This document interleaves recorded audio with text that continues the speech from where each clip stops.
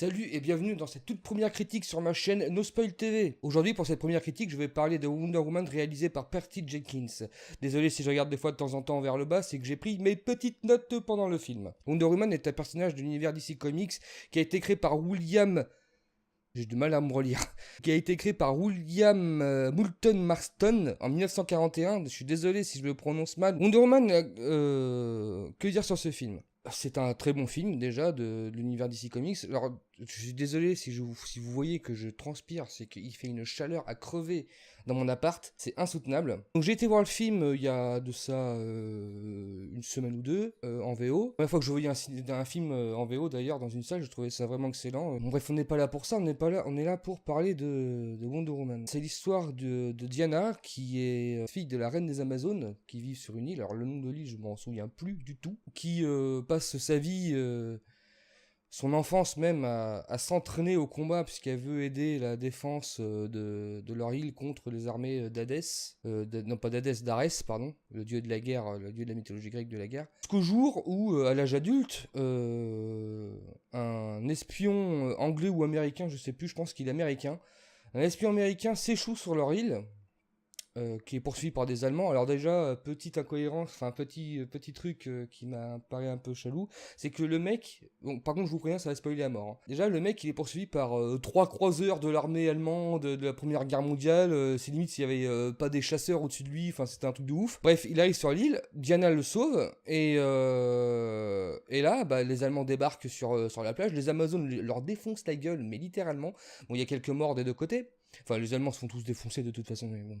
Il y a quelques morts même du côté des Amazones. Et les bateaux, etc., ils sont, entre guillemets, armés jusqu'aux dents, avec des obus, etc. Et pas un pet d'explosion. Enfin, j'ai pas compris pourquoi les bateaux n'ont pas attaqué l'île, en fait.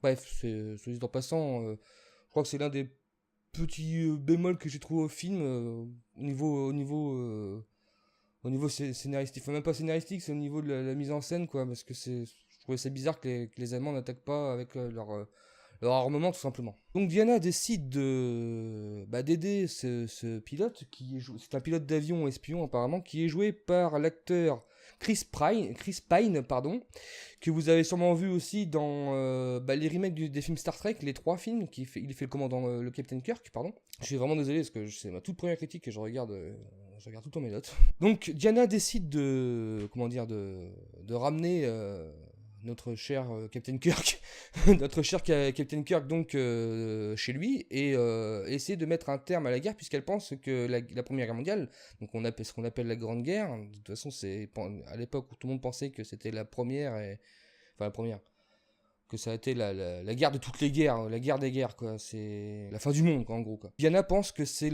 Arès est derrière tout ça, donc elle pense qu'en le tuant, elle mettrait fin à cette guerre. Donc elle retourne avec lui dans le royaume des hommes, entre guillemets, ce qui nous donne droit à des petites scènes assez sympas, du style un peu comme les visiteurs. Donc une personne d'un autre monde vient dans un monde que nous on connaît, enfin même si c'est notre époque, mais par exemple, elle voit un bébé à un moment donné, elle sait pas ce que c'est, elle est en extase devant un bébé, elle fait oh mon dieu, un bébé. Ou alors par exemple quand elle parle à une secrétaire, oui, vous faites quoi comme métier, etc. Elle lui dit bah je prépare le café, je fais ce qu'on me demande, etc. Elle fait ah oui, chez nous on appelle ça un esclave. Bon, c'est quelques petits trucs qui donnent des situations assez cocasses. Puis vient le moment où elle décide de partir sur le front à la recherche donc d'Arès avec son nouvel ami. Donc ils sont entre guillemets amourachés tous les deux. Il y a une petite romance, mais tout à fait crédible dans un temps de guerre comme ça. Les gens ont tendance à se rapprocher, donc je trouve que c'est pas dérangeant. C'est pas genre la princesse à sauver absolument, alors que non, Wonder Woman non, c'est pas du tout ça. Elle, s'il a envie de botter des culs, elle va botter des culs. Les scènes d'action sont très très très bien foutues. Les Allemands en prennent plein la gueule et nous aussi de toute façon, et c'est que du bon. Et pour le coup ça fait vraiment un film de comics, pas comme les films Marvel où les personnages sont tout haut en couleur, etc. Les films Marvel, là il y a des explosions, mais il y a une touche différente que j'arrive moins à expliquer, peut-être un petit peu moins d'humour, et encore il y en a, et c'est de l'humour très subtil et très très très bien amené. Je vais boire une petite gorgée d'eau, j'en peux plus, j'ai hyper chaud. Quand je vous disais tout à l'heure que le film je l'avais vu en VO, je vous conseille vraiment de le voir en VO, en VO, je pense, enfin en VS, je pense qu'on n'aurait pas le droit à quelques subtilités que nous amène le film. Par exemple, à un moment donné, avec un des personnages qui est joué par un acteur français Je suis désolé, je me rappelle plus du nom, moi les acteurs, je retiens pas les noms. Pour vous situer, il a joué dans La Haine, un très très bon film français d'ailleurs. Bref, ce mec-là, dans le film, une de ses spécialités, c'est qu'il parle beaucoup, plein de langues étrangères, dont le français justement. Et Diana, c'est pareil. D'ailleurs, je trouvais ça vachement bien foutu. C'est que les Amazones parlent anglais. Tout le monde parle anglais de toute façon dans le film, même les Allemands, hein. Il y a quelques scènes où ils parlent en allemand, mais c'est très vite fait. Mais pour que les Amazones parlent dans d'autres langues, c'est qu'elle explique qu'elle connaît une centaine de langues différentes. Donc en gros, c'est normal qu'elle parle anglais, qu'elle comprenne l'anglais ou les autres langues. Parce que dans la scène que je vous dis, avec ce personnage-là, ils s'amusent à se parler dans plein de langues différentes. Ça va être de l'arabe, de l'allemand, de l'anglais, du français. Et justement, quand ça arrive au français, je trouve ça vraiment cool parce que alors, le mec, déjà, il est français, donc il a bien l'accent Frenchy. Enfin, français, il doit avoir des origines, d'autres origines que françaises.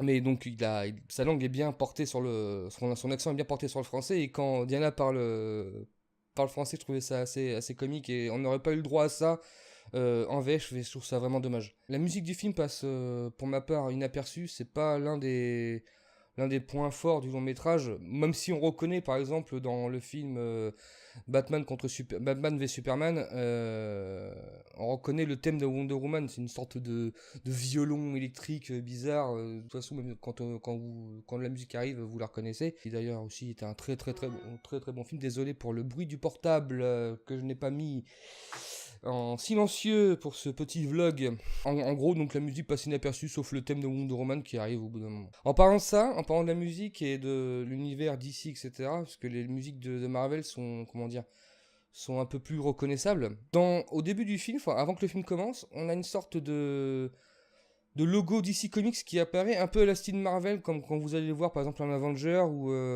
les films de la franchise Marvel. De toute façon, il y a dans le film Marvel, vous voyez une sorte de BD avec des pages qui tournent, etc. Là, c'est à peu près pareil, sauf que là, on voit différents personnages qui forment la Justice League en fait à la fin, et je trouvais ça vachement cool de faire leur truc, leur slogan. Et je trouvais ça vachement sympa pour le coup. Pour ce qui est du jeu d'acteurs, les acteurs sont irréprochables. Ils ont tous leur. Comment dire. C'est que dans le film, ils font une sorte de petit groupe. Ils doivent être. Alors attendez, il y a Diana, il y a Captain Kirk. Il y a donc le français, il y a un autre mec, donc ça fait 4, il doit y en avoir un ou deux de plus. De toute façon, on voit la photo dans le film Batman v Superman, on voit la photo où Bruce Wayne découvre que Diana est plus vieille que ce qu'elle en a l'air. Et on voit tous les mecs en fait sur la photo en fait sont dans le film Wonder Woman. Donc en fait ça aussi ils l'ont prévu depuis le début. J'ai revu le film Batman v Superman après avoir vu Wonder Woman, justement pour une des raisons pour lesquelles je voulais le revoir, c'est que je voulais revoir les images de la photo en fait pour voir si c'était vraiment les acteurs. Et oui, en fait, c'est vraiment eux. Ils avaient prévu le coup déjà à l'époque. C'est pas mal joué. C'était vraiment sympa. Enfin, c'est du détail, hein, mais c'est le genre de détail qui me plaît ça. Il y a un personnage qui m'a vraiment marqué. C'est un tireur sniper. Un tireur d'élite qui en fait est un petit peu dérangé, il est un peu neuneux, il est un peu fou en fait, c'est le tireur fou et je trouvais ça vraiment cool. Bon, il a pas vraiment une utilité dans le film, c'est une sorte de comic relief, mais vraiment, vraiment, vraiment sympa. Et justement, après une scène de bagarre où, par exemple, ce groupe-là, comment dire, libère un village français, non pas français, belge, parce que c'est en Belgique que ça se passe. En fait, ce mec-là, enfin, le tireur fou, en fait, est réputé pour que ses amis le connaissent aussi, parce que il s'amuse à chanter, en fait. Il chante trop et ses amis, ils en ont littéralement marre, en fait. Et en fait, après qu'il ait libéré ce village, ça, comment dire, c'est comme si ça le libérait lui aussi, parce qu'apparemment, ça faisait des années qu'il avait pas chanté ce mec-là depuis, à cause de la guerre, à cause des plein de trucs qui lui arrivent. Et il se remet à chanter, il chante au piano. Je trouvais que la scène était belle. C'était vraiment un passage assez touchant et avec le jeu d'acteur qui est, comme je vous l'ai dit, irréprochable, c'est vraiment bien. En gros, ce que j'ai pensé du film, c'est que c'est un très très très bon film d'ici. Ça change un peu de l'univers Marvel où on sent que en fait j'ai l'impression qu'il tourne en rond. Je sais que je vais je vais me faire des ennemis avec ce que je dis, mais Marvel il tourne vraiment en rond. Je vois par exemple le Civil War, même si j'ai adoré Civil War, vous voyez, on part d'un point d'un point donné où les Avengers, etc. sont ensemble. Il se passe donc la baston entre Iron Man, etc., Captain America, voilà. Et on arrive à la fin. Et la fin, elle avance à rien en fait. Le film ne sert à rien, on retourne au même point. En gros, il s'est passé quelque chose, ils se foutent sur la gueule, ils sont entre guillemets ennemis. Mais à la fin, Captain America envoie une lettre à Tony Stark lui disant ouais, si t'as besoin de nous, t'inquiète, tu peux nous appeler, je viendrai. En gros, le film n'a servi strictement à rien et je trouvais ça dommage. Bref, bon, je m'égare un peu du sujet, c'est pour dire que les films Marvel, j'en ai un peu marre. Et en ce moment, je préfère largement les films d'ici. Bon, il n'y en a pas eu des masses non plus. Enfin, j'ai détesté par exemple Suicide Squad. Par contre, ça, c'est le seul film d'ici. C'est la seule tâche qu'il y a sur l'écran. Hein. Suicide Squad, pardon, c'est. Non, j'ai vraiment pas accroché du tout. Mais entre, par exemple, Man of Steel ou Batman v Superman ou maintenant Wonder Woman, j'attends vraiment la suite pour voir ce qu'ils vont faire avec la Justice League et voir les autres héros, même si je suis pas très familiarisé pardon, avec les héros d'ici, je suis beaucoup plus Batman que les autres. Superman, j'ai commencé à m'y intéresser, mais en ce moment, je lis beaucoup de comics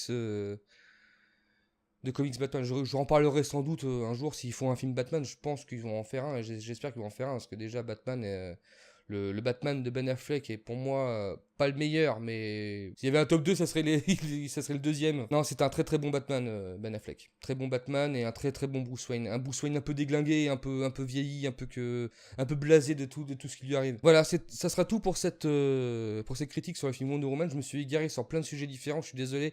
C'est entre guillemets, ma toute première critique où je parle face à la caméra, face à vous, là, vous êtes là. J'espère que cette vidéo vous aura plu. J'en ferai d'autres sûrement quand j'irai au cinéma. Alors, je ne sais pas du tout, je vais pas au cinéma régulièrement.